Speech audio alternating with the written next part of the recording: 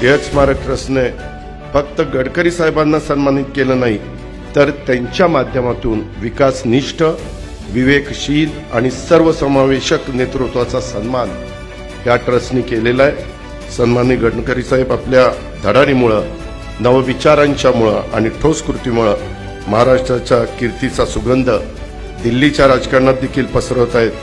त्यांच्या या कार्याचा प्रत्येक मराठी माणसाला अभिमान आहे। आज हिंदुहृदय बाळासाहेब असते तर खऱ्या अर्थाने गडकरी साहेबांना म्हणाले असते, बाळासाहेब असते तर या विकास सम्राटाची पाठ नक्कीच थोपटली असती आणि कदाचित बोलले असते की हा माझा राज्य महामार्ग आज राष्ट्रीय महामार्ग झालेला आहे।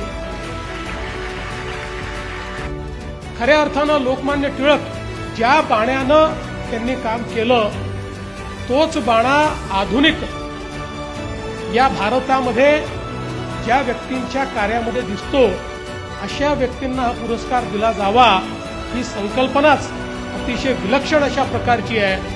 आणि मी असं म्हणेन की या सगळ्या हा जो काही लोकमान्यांचा बाणा आहे, हा बाणा ज्यांच्या अंगी आपल्याला ठाई ठाई दिसतो ते म्हणजे माननीय नितीनजी गडकरी आहेत।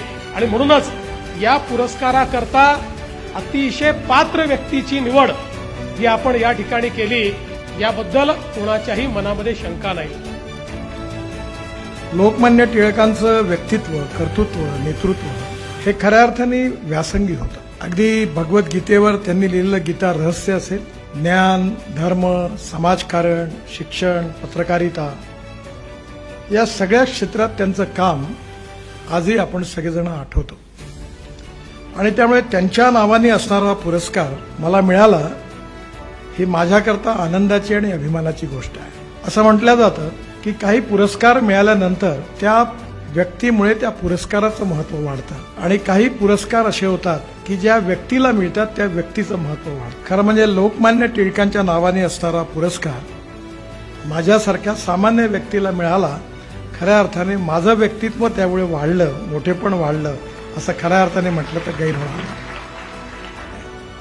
त्यामुळे येणाऱ्या काळात लोकमान्य टिळकांच्या स्वप्नातला भारत हा खऱ्या अर्थाने हे स्वप्न पूर्ण करण्याकरता हा पुरस्कार आपण मला दिलाय। हा विचार घेऊन माझ्या आयुष्यात मला त्यांचं स्वप्न पूर्ण करण्याकरता जेवढं काही करता येईल तेवढं निश्चितपणे करीन असा विश्वास आपल्या सगळ्यांना देतो।